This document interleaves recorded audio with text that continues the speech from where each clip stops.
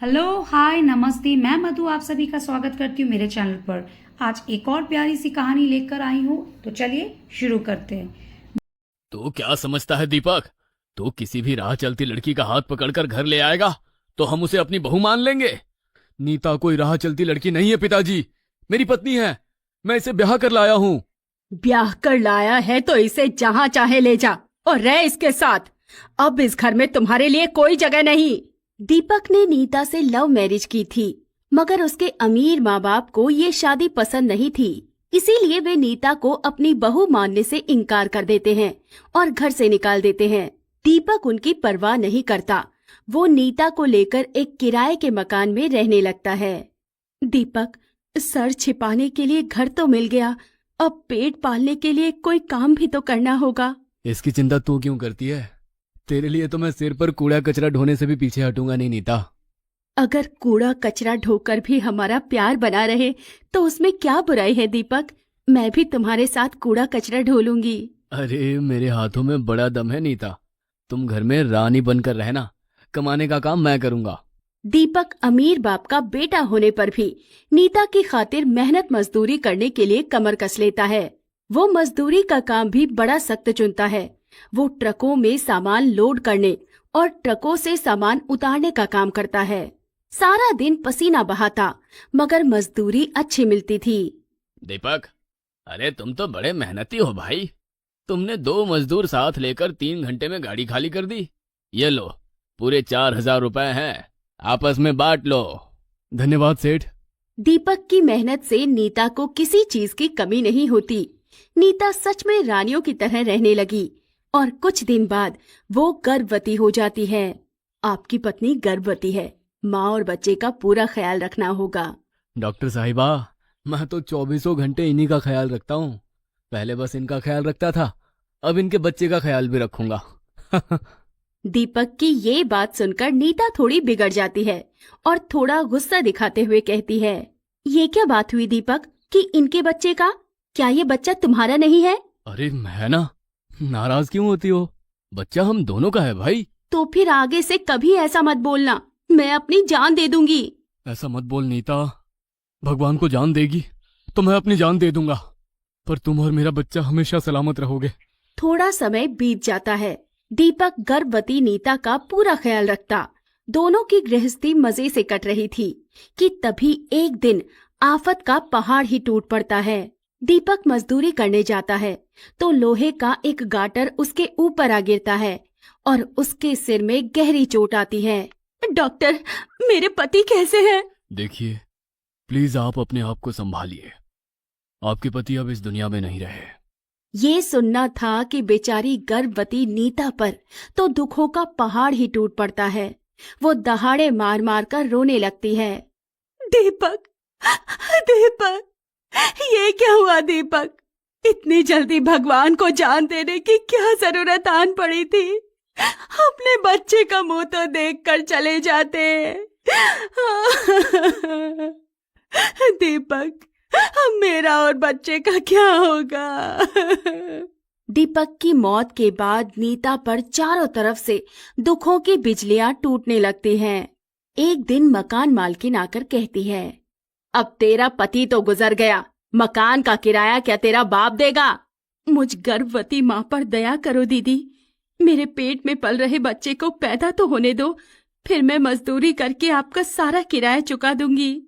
गरीब कहीं की, तेरा बच्चा पैदा हो या मरे, मैंने क्या तेरा ठेका ले रखा है? चल निकल मेरे घर से। 2 महीने से किराया नहीं दिया, उसको मैं तेरे सामान से वसूल करूंगी। ये कहकर निर्दयी मकान मालकिन ने नीता को धक्के मारकर घर से बाहर निकाल दिया। बेचारी भाग्य की मारी गरीब गर्भवती माँ भूखी प्यासी दर दर की ठोकरें खाने को मजबूर हो जाती है। भैया, मुझ गर्भवती माँ पर दया करो, बहुत भूख लगी है, 2 रोटी खिला दो। यहाँ मुफ्त में सूखी बासी रोटी भी नहीं मिलेगी। रोटी खानी है तो वो सामने जूठे बर्तनों का ढेर देखो, उन्हें धोकर ले आओ, 2 रोटी मिल जाएगी। भूखी नीता झट से बर्तन धोने में लग जाती है। शरीर में जान नहीं थी, चक्कर आने को था, मगर फिर भी हिम्मत करके बर्तन धो ही देती है। भैया, सब बर्तन साफ कर दिए, अब तो 2 रोटी मिल जाएंगी ना? हाँ हाँ, मिल जाएंगी। ये लो 2 रोटी। थोड़ा साग सब्जी नहीं मिलेगा क्या? तू क्या कोई सगी है मेरी जो तुझे साग सब्जी दूं? ये ले नमक और रोटी पर रगड़ कर खा ले, भिखारिन कहीं की। कुछ समय और बीतता है और धीरे धीरे बेचारी गरीब गर्भवती नीता की हालत और खराब होती जाती है। वो भीख मांगने को मजबूर हो जाती है। गर्भवती मादा को देखकर जानवर भी उस पर बुरी नजर नहीं रखते, मगर इंसान अपनी हवस के लिए जानवरों से भी 100 गुना ज्यादा गिर जाता है। एक दिन नीता एक आदमी से भीख मांगती है।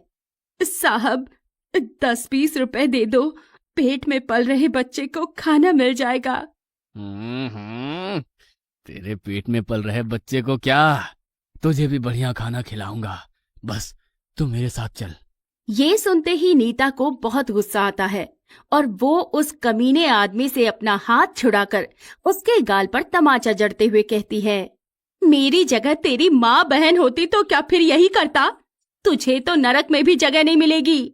समय बीतता जाता है और नीता अपनी हालत बेरहम दुनिया के तानों और जानवरों की फितरत रखने वाले वहशी लोगों का सामना करते करते पगली सी हो जाती है।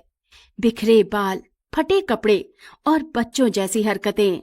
मेरा बच्चा आएगा, खूब मैं दूध पिलाऊंगी, राजा उसे बनाऊंगी। बेचारी पगली, किसी वहशी दरिंदे ने इसे माँ बना दिया। मैं तो कहूँ कमीना कीड़े पड़कर मरेगा, जिसने पगली लड़की को भी नहीं छोड़ा। उन औरतों की बात सुनकर नीता को बहुत दुख होता है और वो मन ही मन कहती है, मेरे पेट में पल रहा बच्चा तो मेरे पति का है, पर भाग्य खराब है, पति गुजर गया और मैं बेसहारा पगली हो गई। होती भी क्यों ना, जब कदम कदम पर इंसान रूपी भेड़िए एक गर्भवती माँ का भी चीर हरण करने के लिए तैयार बैठे हैं। कुछ दिन बाद नीता के बच्चे के पैदा होने का समय आ जाता है और उसके पेट में दर्द शुरू हो जाते हैं। वो सड़क पर चलते चलते एकदम से बेचैन हो उठती है और तभी एक गाड़ी से टकरा जाती है। बहू, तुम? बेटी, हमने तुझे कहाँ कहाँ नहीं ढूंढा, आज तुम मिली भी तो पागलों की हालत में। सावित्री, बहू मिल गई है, अब देर मत कर, बहू को तुरंत अस्पताल लेकर चलना होगा। ये कहकर महेश और सावित्री नीता को गाड़ी में बिठाकर तुरंत अस्पताल ले जाते हैं और कुछ घंटे बाद नीता एक लड़के को जन्म देती है। देखिए, आप जो गर्भवती भिखारिन लेकर आए थे सेठ, उसे लड़का पैदा हुआ है।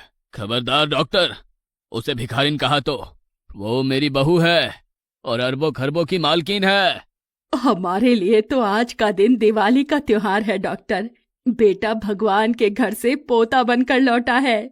महेश और सावित्री बहू और पोते के मिल जाने पर जितने खुश होते हैं, नीता उतनी ही दुखी हो जाती है।